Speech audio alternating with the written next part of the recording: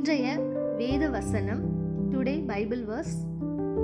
அவரே தேவனால் நமக்கு ஞானமும் நீதியும் பரிசுத்தமும் மீட்புமானார். 1 கொரிந்தியர் 1:31 வசனம். In English, it is because of him that you are in Christ Jesus, who has become for us wisdom from God, that is our righteousness, holiness and redemption. இன்றைய பொன்மொழி: பிரசங்க பீடத்தில் காட்டும் ஆடம்பரம் அல்ல, ஜெப அறையில் புரண்டோடும் அழுகையே எழுப்புதலின் விதை. அன்பான தேவ பிள்ளைகளே, பேரரசரின் அற்புத ஊழியத்தின் மூலம் வேத வாக்கியத்தினை உங்களோடு பகிர்ந்து கொள்வதற்காக தேவாதி தேவனை ஸ்துதிக்கிறேன், ஸ்தோத்தரிக்கிறேன். இஸ்ரவேலின் தேவனாகிய கர்த்தர் ஞானத்தின் ரூபமாகவும் நீதிமானாகவும் பரிசுத்த தேவனாகவும் நம் மீட்பராகவும் இருக்கிறார். நாம் அநேக நேரங்களில் மாமிச சிந்தனையினால் நம்மை நாமே மேன்மை பாராட்டுகிறோம். நம்மால் யாவற்றையும் செய்ய முடியும் என்று நினைக்கிறோம். ஆனால் வெற்றி பெறுவதில்லை. என்ன செய்வது என்று கூட தெரியாமல் தயங்கி நிற்கின்ற சூழ்நிலையில் நிற்கிறீர்கள்.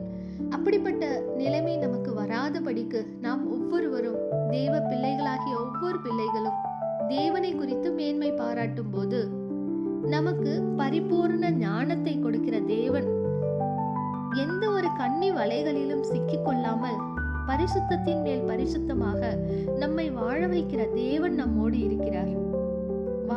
ஆழத்தின் இருளில் கிடைக்கிறவர்கள் அவருடைய பரிசுத்த கரத்தினை நமக்கு கொடுத்து அந்த இருளிலிருந்து நம்மை மீட்டெடுக்கிறார்.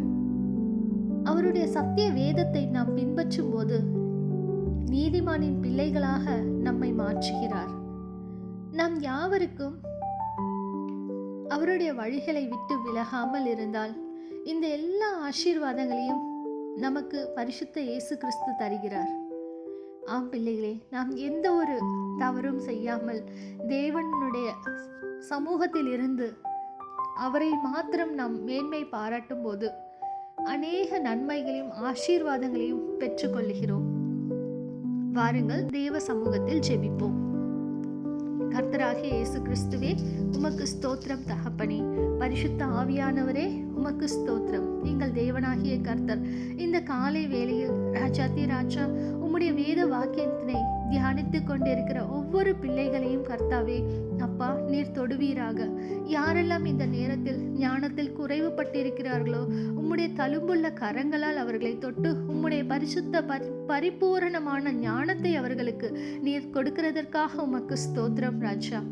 பரிசுத்த தேவனே அப்பா, இப்படிப்பட்ட ஒரு கன்னி வலையில் சிக்கிக் கொண்டோம், வெளியில் வர முடியவில்லை, யாரும் காப்பாற்றுபவர்கள் இல்லை என்று தவித்துக் கொண்டிருக்கிறார்களோ, என் தேவாதி தேவன் உமது தூதர்களை கொண்டு என் தேவனாகிய கர்த்தர் அந்த இடத்தில் அவர்களை அப்பா அந்த வலையில் சிக்கிக் கொள்ளாமல் நீர் மீட்டெடுக்கும்படியாக உம்முடைய கிருபையினால் கர்த்தாவே நீர் அவர்களை ரட்சிக்கும்படியாக நாங்கள் வேண்டுகிறோம் ராஜா.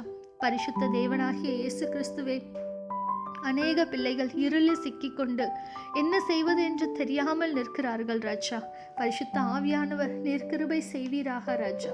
என் தேவனாகிய கர்த்தர் உம்மை போல நீதிமானாக ஒவ்வொரு பிள்ளைகளையும் மாற்றுவீராக. அநேக நாட்களில் அப்பா வேத வசனத்தை வாசிக்காமல் தவறின நேரங்களை மன்னித்து உம்முடைய வேத வாக்கியத்தினை அப்பா அனுதினமும் வாசித்து உம்மை போல ராஜா நீதிமானாக வாழ ஒவ்வொருவருக்கும் கிருபை செய்வீராக.